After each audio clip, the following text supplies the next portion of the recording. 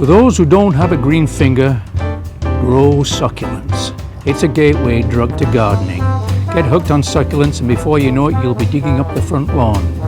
They're the latest trend and they're easy to grow and need little care. They even survive if you forget to water them for a while. They're a large group of plants, some for indoors, some hardy enough for outdoors, and some for both. We're going to look at a few familiar ones today.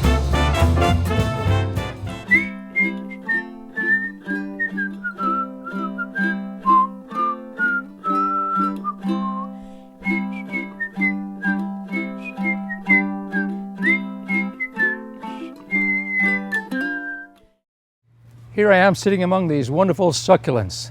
A succulent is a plant that holds moisture in its fleshy leaves. They grow in places like deserts or semi-arid conditions or even on mountainsides. There's a whole range of different ones. Sedums are a kind of succulent, as is a cactus. They hold moisture within the plant, so they don't need moisture very often. You don't have to water them very often, but they do need some water. As for soil, they like a nice well-drained soil. Even if it's a little gritty or sandy is really helpful. The one plant that's familiar to most people is the hens and chicks. Their actual name is sempervivum, which means long-lived. They will grow anywhere, indoors or out. This one, I don't know the variety, I've had it so long, it's growing on a piece of driftwood. They only need a little bit of soil. It's an outdoors plant, of course. Now this one is an aeonium. It's got every vowel in the alphabet in the name. It's a group of plants native to the Canary Islands, where it's hot and dry. In the native climate, it can grow to as much as 6 meters tall, but it's not hardy. You can grow this nicely in the house, in a nice sunny location, or in a conservatory. You might even get a couple of feet or more out of it. This is an echeveria. As you can see, it has a flower, and like most succulents, they do flower. Sometimes it depends on the conditions, but this has been on a sunny window ledge at home. For the past couple of months, it's been in flower, and it's growing quite nicely.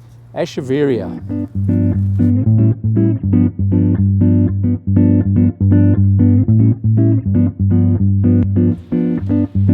Denise Huck, owner of Colour Paradise Greenhouses, knows an awful lot about growing succulents, and she grows an awful lot of them.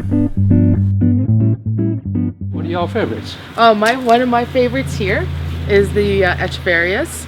They just keep growing and clumping and getting larger, easy to take babies and have them grow on.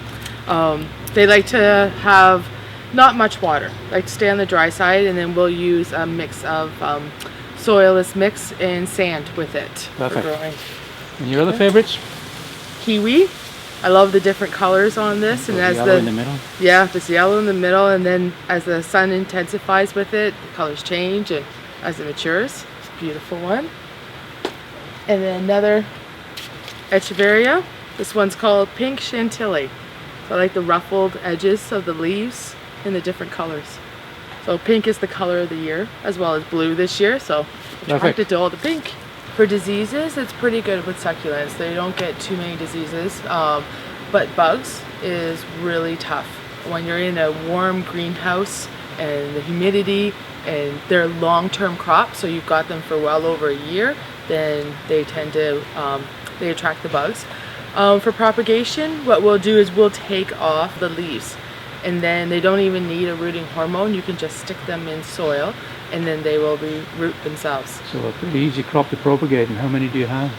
There's got to be, when we're done, we're not finished yet, but it's got to be close to 1,000 when we're finished. Yeah.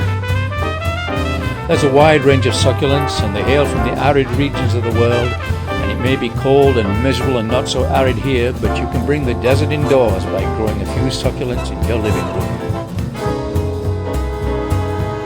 Any questions on growing succulents? Email me at garden@gto.net. I'm David Hobson, therecord.com.